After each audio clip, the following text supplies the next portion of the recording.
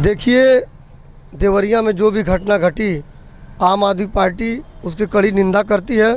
ऐसा नहीं होना चाहिए।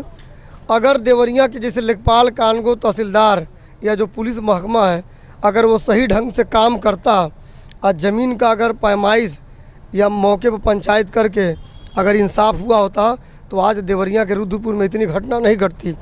मैं रुद्रपुर की बात नहीं करना चाहता हूँ, पूरे उत्तर प्रदेश में चले जाइए, लाखों फाइल नायब तहसीलदार एसडीएम कोर्ट में पेंडिंग है।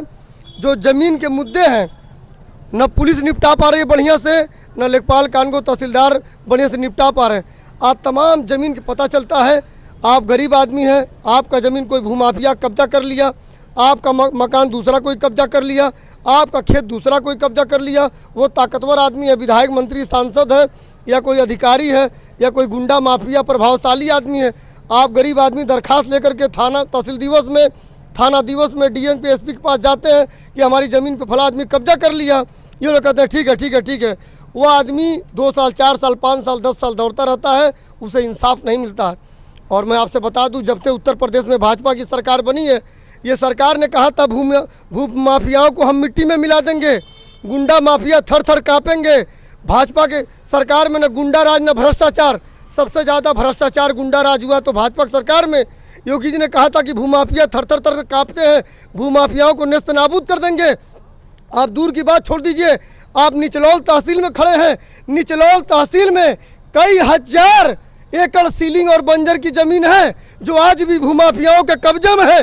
कलकत्ता का जमींदार आके निचलौल में सीलिंग की ज़मीन जो रहा है, बनारस का रहने वाला, गोरखपुर का रहने वाला, लखनऊ का रहने वाला और दिल्ली का रहने वाला, बिहार का रहने वाला जमींदार भूमाफिया निचलौल तहसील में आकर के हमारे अगल बगल क्षेत्र में सीलिंग और बंजर की ज़मीन आकर के गुंडई के बल पे और अपने बंदूक के बल पे, फार्चूनर के दम पे वो ज़मीन कब्जा करके जोत बो रहे हैं। और यही तहसीलदार, एसडीएम, डीएम, शासन प्रशासन मूर्खदक्षा बना हुआ। क्या हमारे गाँव में आज भी भूमिहीन और गरीब नहीं है, लेकिन जानबूझ करके प्रशासन अनजान बना हुआ है। प्रशासन सब जानता। आज अगर प्रशासन, योगी जी ने कहा था भूमाफियाओं को मिट्टी मिला देंगे, कोई कार्रवाई नहीं हो रही भूमाफियाओं पे। सारे भूमाफिया दूसरे की ज़मीन और खेतों पे कब्जा करके जोत बो रहे हैं। आज प्रशासन की नाकामी के वजह से और योगी सरकार के नाकामी के वजह से रुद्रपुर में एक यादव परिवार के व्यक्ति की और ब्राह्मण परिवार के 5 व्यक्ति की हत्या हुई। अगर प्रशासन इंसाफ करता और ज़मीन का मामला समय रहते अगर दोनों पक्ष को बैठा करके अगर निपटा देता, एक बित्ता कम या बेसी, तो आज 6 परिवार की जान बच जाती। इससे साबित हो रहा कि पूरे उत्तर प्रदेश में योगी सरकार की पुलिस इंसाफ करने में फेल है, नाकाम है। और तहसील प्रशासन, लेखपाल, कानगो, तहसीलदार, एसडीएम किसी लायक नहीं है। हर महीने केवल 1 लाख, 1.5 लाख, 2 लाख 80 हज़ार ये तनख्वाह ले रहे हैं और आराम से कार्यालय में बैठ के कुर्सी पे मलाई काट रहे हैं।